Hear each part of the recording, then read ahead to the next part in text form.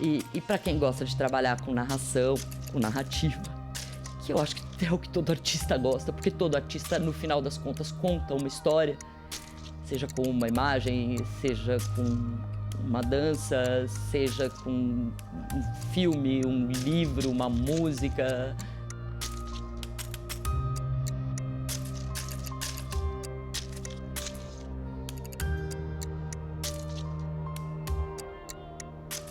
Toda a memória já é uma narrativa que você criou. E qualquer um de nós cria essa narrativa.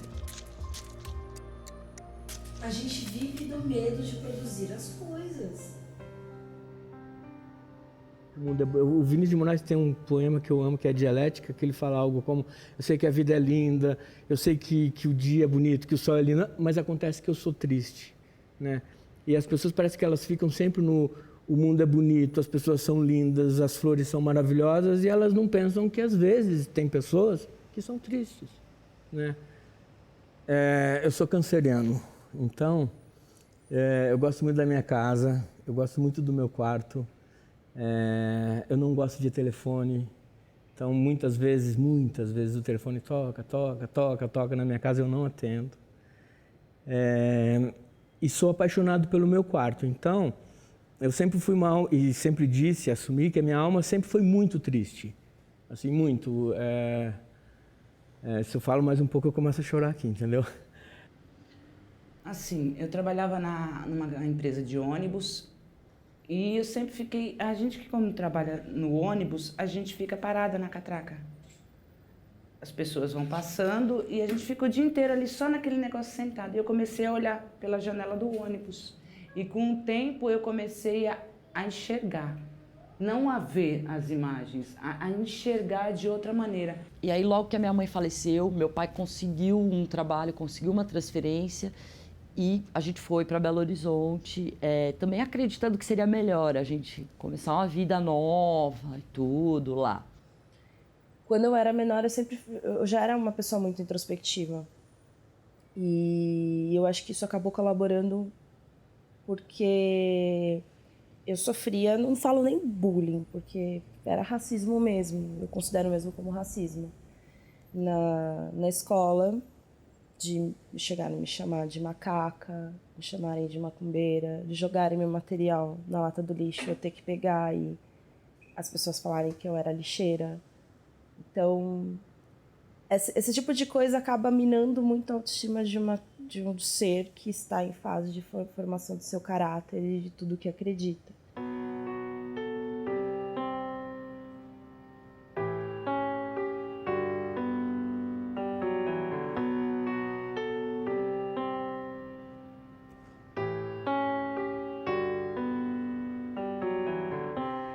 Assim, eu sempre fui muito reservada, né? Assim, quando eu conheço as pessoas, eu falo que nem papagaio, mas eu sempre fui muito reservada. E eu acho que desde criança eu sou meio depressiva porque eu me enfiava dentro do quarto. Quando eu era pequena, ia na biblioteca, catava um monte de livro, me enfiava dentro do quarto, lá ficava.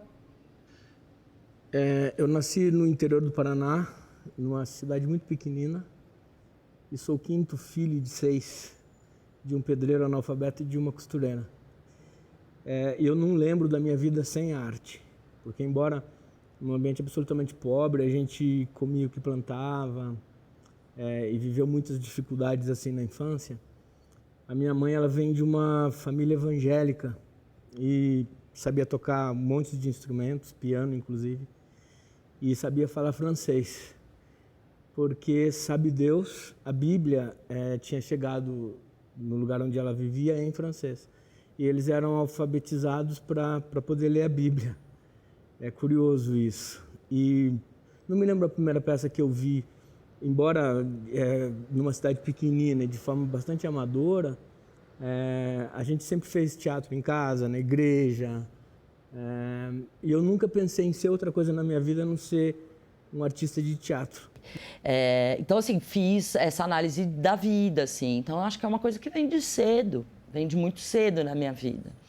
Porque, assim, eu tive uma adolescência muito reclusa, de momentos, assim, que, tipo, eu não saía de casa. Me lembro disso. Não ia nem na aula. E aí eu digo, eu tive duas crises onde eu cheguei, eu acho que no mais alto da mania, assim, no grau topo. Mas eu tive 3 crises de mania na vida.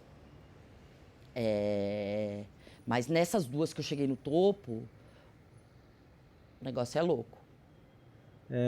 Mas enfim, eu não tinha contato fora da minha casa. Eu sei que um dia eu comecei a ficar dentro de casa e não saí mais, né? E eu me lembro que, assim, eu fui comendo tudo que tinha dentro da minha casa, tudo que você imagina que é comestível, e tem coisas que a gente não imagina que a gente possa comer, né? Samambaia, por exemplo, papel, por exemplo.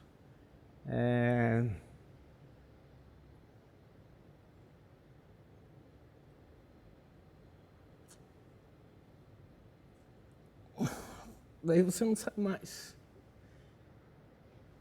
E aí depois passava a noite inteira acordada. Às vezes conseguia ler, muitas vezes não. Não conseguia, tipo, era triste, assim, porque sempre, a leitura sempre foi uma coisa importante na minha vida. Não conseguia. Eu pegava o livro, aí, tipo, você vai num parágrafo e, a cabeça não vai. Você fala, o que tá acontecendo? Né? E isso era foda. E também não conseguia dançar. Porque aí também começa, tudo isso vira um puta ciclo vicioso. Você engorda, tipo, em um mês, 10 quilos. Tipo, você não tem... autoestima é zero. Né? Você não tem autoestima. Eu brinco, falo, você tem auto-ódio, auto-desprezo na época da depressão. Né? Então, tipo, é isso. Aí você não quer mais sair de casa, você não quer que ninguém te veja daquele jeito, naquele estado lastimável. Tipo, você não toma banho, você não escova os dentes. Mas o negócio piorou foi quando eu fiquei grávida da Luz Maria. E foram 8 meses e meio de gestação. E eu decidi, agora eu vou fazer um ultrassom para ver como é que ela tá. E comprar o enxoval.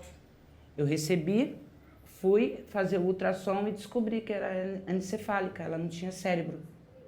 Mas aí eu não fiz o aborto. Eu esperei chegar a época dos 9 meses e aí foi feita a cesárea nela. Foi aí onde eu acho que vendo ela mexer, achava tudo tão saudável, né? Falei, não é possível que essa menina não tenha cérebro, do jeito que ela mexe, do jeito que ela reage aos sons, tudo, estímulo, né? Dentro da barriga. E foi aí quando, eu acho que uns 10 dias antes, eu fiquei dopada, tive ela, fiquei dopada ainda, foi feito o enterro dela. E aí é onde começou, eu ia para a janela, porque o nome dela era Luz Maria. E eu via estrela, queria pular pela janela para pegar a estrela. E pontualmente eu comecei a sentir isso muito mais intenso na faculdade, quando eu já estava mais descrente do que eu iria ser, porque eu já era uma pessoa que acreditava que depois que eu me formasse, assim como os meus amigos já estavam formados, eu ia me sentir um pouco mais completa. E isso não foi acontecendo. E aí a junção de muitas frustrações, né, da vida, por questão do trabalho, por questão da faculdade, isso acabou me deixando um pouco mais desanimada quanto à perspectiva de vida. E depois de tudo isso que passou, né, que eu fiz o tratamento, fiz terapia, que eu consegui já me restabelecer, o que eu senti? Que eu, de alguma forma, por esse curto espaço de tempo, que foi realmente muito curto, que eu fiquei, né, na mola do poço, como eu digo, nesse curto espaço de tempo, e agora que eu já me sinto mais estabilizada, que a minha necessidade agora de falar sobre a depressão, ela tá muito forte, e eu tenho força para falar sobre isso, coisa que antes eu não tinha, eu não teria como raciocinar para colocar em prática, né? Quer seja no palco, no audiovisual, na dança, na performance, o que fosse.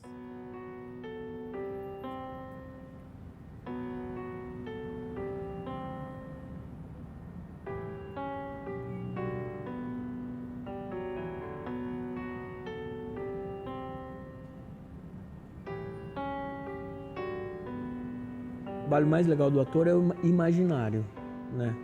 Não é a memória, não é lembrar da minha mãe morta num caixão, do meu pai, isso não existe, né? E daí para provocar uma certa emoção ou outra. Mas o imaginário, o som que eu ouvi, a cor, um estado, uma sensação. Quando você tá nessa depressão muito profunda, você não tá morto, você tá consciente. Então depois, você pode revisitar esses demônios. E depois, você pode usar eles para alguma coisa.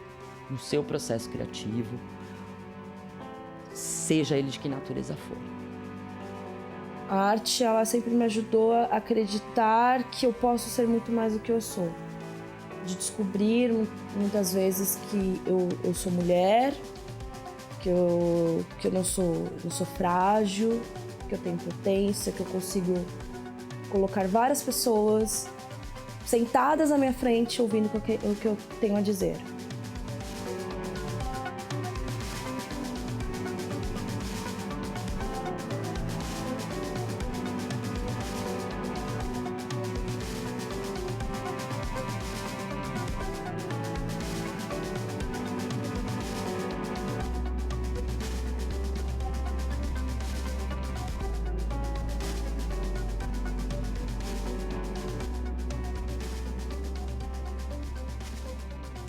Você poderia dizer alguns desses trabalhos que refletem o teu estado depressivo, na questão da esquizofrenia? Quais foram esses trabalhos? Eu acho que o ensaio que eu fiz, o Tributo à Luz Maria. Esse foi o mais forte.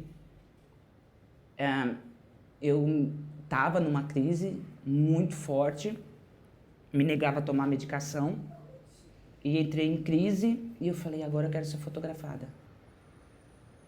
E ali, do jeito que eu estava em crise, soltei tudo, coloquei o Rafael, pai da Flor, com a câmera, fiquei nessa parede aí, peguei uma boneca, a boneca estava com cabeça. E ali eu comecei, falei, agora, até a hora que eu tirei a cabeça da boneca. Porque eu queria falar, minha boneca nasceu sem cabeça. Cadê a cabeça da minha boneca? A depressão, é terrível falar isso que eu vou falar para você, mas é um motor da criação, a tristeza, a depressão. Eu acho que foi das fases mais produtivas artisticamente minhas, esses momentos onde eu realmente, por exemplo, dessa época surgiu um texto que eu adoro, que eu escrevi, que se chama Faz de Conta que Tem Sol Lá Fora. E ele é fruto da minha depressão, que eu fecho toda a minha casa aqui dentro, e a gente vai fazer de conta que lá fora tem sol. Eu vou tentar trazer isso para dentro desse lugar que é absolutamente escuro, absolutamente terrível, absolutamente amedrontador, mas eu faço de conta que tem um sol e que tem felicidade e ela pode me tomar em algum momento, né? Quando você tá deprimido, assim, pra mim, pelo menos, é de uma improdutividade, assim, quase que absoluta. Quando eu começo a melhorar, eu volto a ler. E aí eu leio muito. E aí é ótimo. E aí é quando a cabeça começa a melhorar. Aí, tipo, você tem que falar pra você, deixa de ser idiota, entendeu? Escreve o que você quiser, que se foda. Se ninguém gostar, ninguém gostou. É isso, entendeu? Então, tipo, eu quero a aprovação de quem? Eu quero o quê? Eu quero o Nobel de Literatura? Não! Então sabe? Tipo, menos. Né, assim. Agora, quando você tá deprimido, não tem essa sensatez. Então é isso, você vai trabalhando com tudo isso aí, é o teu material de trabalho, né? É o teu acervo, né? Então você vai lá, tira ali alguma coisinha e às vezes constrói outra coisa completamente diferente daquilo. É fácil para mim revisitar isso e contar essa história talvez com algum glamour, com alguma beleza. Eu vou tentar fazer isso, é claro. Né? Mas a verdade é que a doença não tem nenhum glamour. A doença é uma doença. Então, eu tenho fibromialgia. é uma doença que poucos conhecem.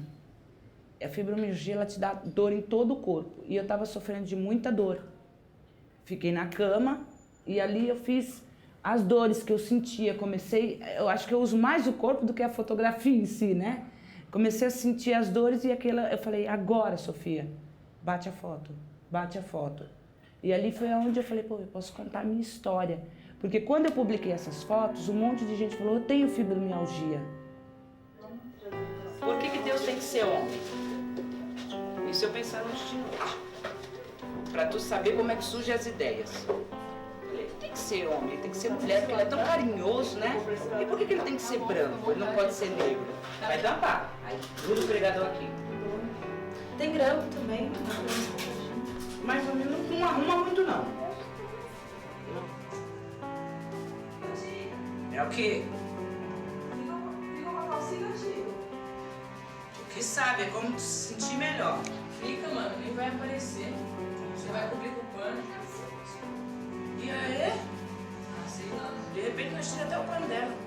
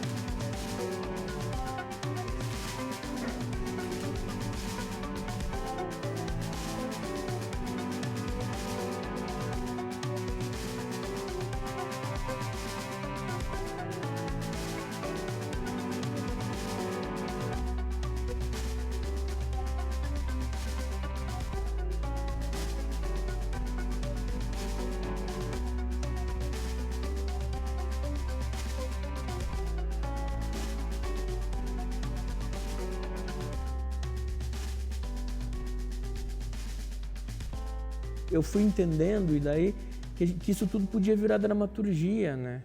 Que isso tudo... Que eu podia colocar essa minha tristeza na dramaturgia. Por que não? Eu podia... O mundo continua sendo opaco para mim. Não adianta, eu não vou mudar. Eu vou continuar sendo uma pessoa triste, eu vou continuar tendo dificuldade com o mundo. Agora, como que eu pego todos esses conteúdos e jogo eles a meu favor? Eu tenho conseguido isso. E acho que é uma fase linda, assim, se você for olhar na trajetória do site, eles começam com hipóteses e que tem desencadeado nessa série agora que a gente está fazendo das pessoas, falando sobre as pessoas, a gente fez Perfeitas, Sublimes agora e estamos trabalhando no Brutas. Eu comecei a conversar com as pessoas. Eu queria saber a história dos moradores de rua, das transexuais, dos travestis que viviam aqui. E eu comecei a sair do meu mundo, do meu universo, da minha casa, do meu quarto, para tentar ver o que acontecia com essas pessoas. Então, mas daí já era um processo pensado, racional. Tá bom, se eu não consigo mais o pertencimento no meu meio, com os meus amigos, no meu círculo íntimo de pessoas, e isso era insuportável, eu não conseguia de verdade, eu vou criar uma trama paralela para mim. Então, de 2003, 2004, 2005, 2003 eu começo a me medicar diariamente, até hoje eu tomo remédio. Portanto, estou desde 2003 até 2016 tomando remédio. Mas 2009 é quando eu começo a ter compreensão sobre isso. É quando eu começo a ter é quando eu começo a achar que não é tão ruim ser bipolar, afinal.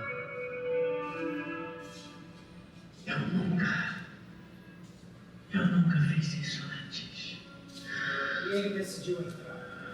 Só que entrando no carro e olhando pro banco de trás, a bicha, a velha filha da puta, tinha trazido uma senhora morta, dormindo, sei lá o que é. Tá a fim de levar uns pipocos, mano. Umas bicas nesse cu arrombado. Seu viado, velho e doente. Viado, velho e doente. Viado, velho e doente. Viado, velho. Com aquele cuspe, Saré imediatamente desapareceu. Eu só queria conversar um pouco. Eu sou uma boa pessoa. Eu juro por Deus que eu sou uma boa pessoa. É que às vezes a gente precisa de um pouco de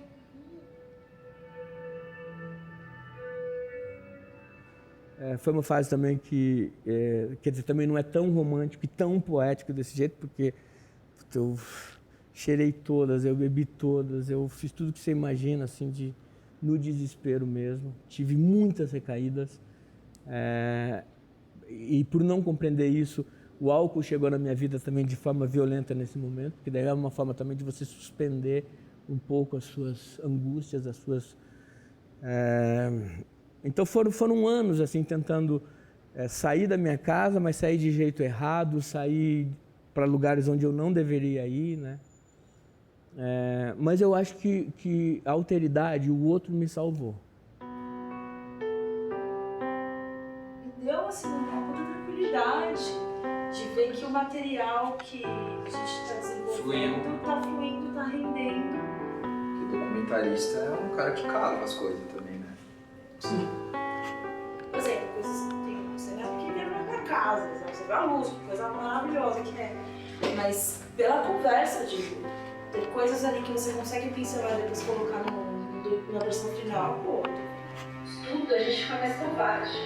Porque nós não temos mais coragem de expor as coisas que a gente poderia expor quando a gente estava no início.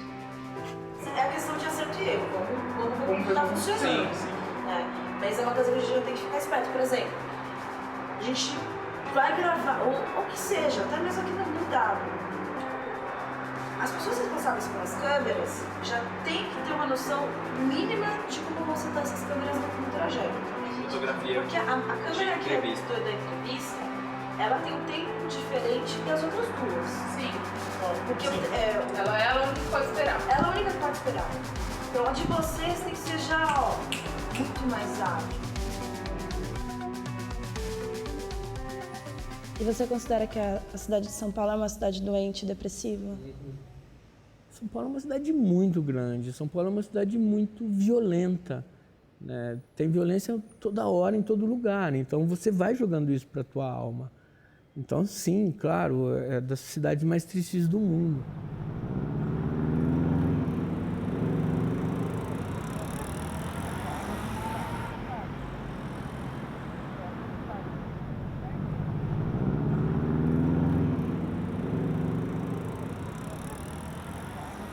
Agora, eu também acho o seguinte, isso era uma coisa que, tipo, vem da minha história de vida, vem das brigas que eu comprei ao longo da minha vida e tal. Eu sempre achei que, cara, esqueleto no armário não é bom, tem que tirar todos mesmo. E que viver no armário não é legal, tem que sair do armário de qualquer jeito. Não forço ninguém a sair, acho que isso está errado também. Mas eu não acho que ninguém merece viver no armário por coisa nenhuma. Afinal, eu começo a entender quais eram os meus processos, eu começo a entender que o meu quarto, que eu devo abrir a janela do meu quarto, que eu devo atender o telefone quando toca, que eu devo aceitar os convites dos meus amigos quando falam, vamos sair, e eu digo, não posso porque eu estou cheio de coisa. Eu não estou cheio de coisa porra nenhuma, eu não estou fazendo nada, eu estou no meu quarto jogado, sozinho. Eu quero falar sobre isso, eu quero expor sobre isso, eu não quero ficar mais nesse armário que eu falo, normalmente. Assim como muitas outras pessoas vivem nos seus dilemas e que se enclausuram dentro dos seus armários por devidas e diversas razões. Não, eu quero expor, eu quero falar sobre isso, falar sobre um problema que eu tive, não apenas. Falar de um problema que várias pessoas e que vários iguais meus vivem todos os dias e que não se sentem representados, que não sentem que no meio da sociedade as pessoas conseguem ficar à vontade de falar sobre isso. Então, a forma que eu tenho atualmente é com audiovisual. A ideia desse projeto veio quando, ano passado, eu também desencadeei o processo depressivo. E agora, um pouco mais equilibrada nisso, eu comecei a pensar o que eu poderia trabalhar, aquilo que eu passei, de uma forma útil. E a ideia minha, assim, do documentário é trazer uma humanização sobre o tema. Aquilo que eu falei pro pessoal na reunião, né? Porque a gente fala muito sobre porcentagem de pessoas que sofrem depressão. A gente não coloca uma lupa pra ver quem são essas pessoas de verdade. Não é só número, tem dor ali dentro. Tem dor, tem história, tem uma trajetória. São dores que você já não sente mais. Você está anestesiado. Você sabe que ela existe, mas você já nem vai procurar mais pensar sobre ela. A depressão é quase que uma ausência de sentimento. Ela te suga as forças, te suga tudo. Ela acaba com você. Não existem mais perguntas para serem respondidas. É você em confronto com o teu horror, é você em confronto com o vazio da tua existência. Né? Não tem cor. E a vida tem cor. Eu não consigo fazer nada alegre. Quer dizer, eu ainda não tive a força de vontade, que tudo, como eu falei, era a cabeça da gente. A doença existe, né? Mas eu ainda eu acho que eu ainda não quis ser feliz. Eu acho que eu tenho medo dela. Não sei se a palavra é essa, não sei nem se eu gosto dessa palavra, mas vou usar ela, assim, é um flerte com a loucura clássica. É das doenças mais terríveis do mundo. Eu já convivi com várias e talvez essa seja a pior, né? Mas fazer o quê? Pra mim, eu não sei se eu sou esquizofrênica, sabe? Esse papo de esquizofrenia é meio bravo, né? Eu não sou nada, eu sou a Tina Gomes. Não tem esquizofrenia. Isso não existe, era coisa da minha cabeça. Você não pode ser feliz o tempo todo, porque você não aprende a viver só na alegria. A gente aprende na dor também. Um monte de nós aqui, que não somos Van Gogh, também temos muito mérito, também temos muito valor, né? E também fazemos coisas legais. E às vezes, acho que de vez em quando, a doença, tipo, dá aquele ligeiro empurrãozinho, assim, sabe? Tipo, não é tão ruim assim.